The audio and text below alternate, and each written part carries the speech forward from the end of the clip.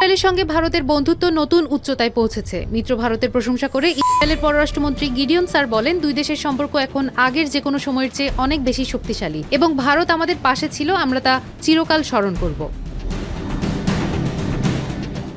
সম্প্রতি এক সাক্ষাৎকারে স্যার বলেন, দুই দেশ ধারাবাহিকভাবে সম্পর্ক উন্নয়নে কাজ করছে। শিগগিরই প্রতিরক্ষা সহযোগিতার জন্য একটি সমঝোতা স্মারক স্বাক্ষর হবে। পাশাপাশি প্রতিরক্ষা, কৃষি ও অর্থনৈতিক ক্ষেত্রে যৌথ উদ্যোগ আরও সম্প্রসারণ করা হবে। 2023 সালের 7 অক্টোবর হামাসের হামলার পর ভারতের দ্রুত নিন্দা জানানোর ঘটনায় নয়াদিল্লির প্রতি কৃতজ্ঞতা প্রকাশ করে স্যার বলেন, আমরা কখনো ভুলব না, প্রধানমন্ত্রী নরেন্দ্র মোদী ছিলেন সেই ভয়াবহ দিনের প্রথম বিশ্বনেতা যিনি প্রধানমন্ত্রী নেতানিয়াহুকে ফোন করেছিলেন।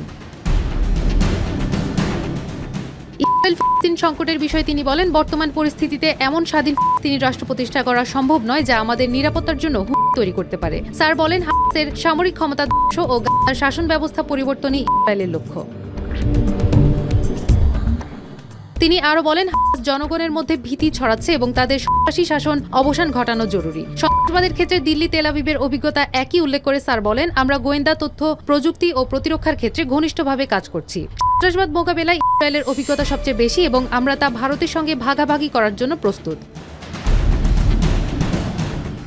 মোদি নেতানিয়াহুর সম্পর্ক নিয়ে আশাবাদ প্রকাশ করে তিনি বলেন, তারা শিগগিরই সাক্ষাৎ করবেন। তিনি উল্লেখ করেন, ভারত ভবিষ্যতের প্রতীক আর ইসরায়েল আঞ্চলিক শক্তি হিসেবে ঐক্যবদ্ধভাবে বড় কিছু অর্জন করতে পারবে। এছাড়া আগামী বছর ভারতের আয়োজিত কৃত্রিম বুদ্ধিমত্তা সম্মেলনে ইসরায়েল উচ্চ পর্যায়ের প্রতিনিধি দল পাঠাবে বলেও উল্লেখ করেন তিনি।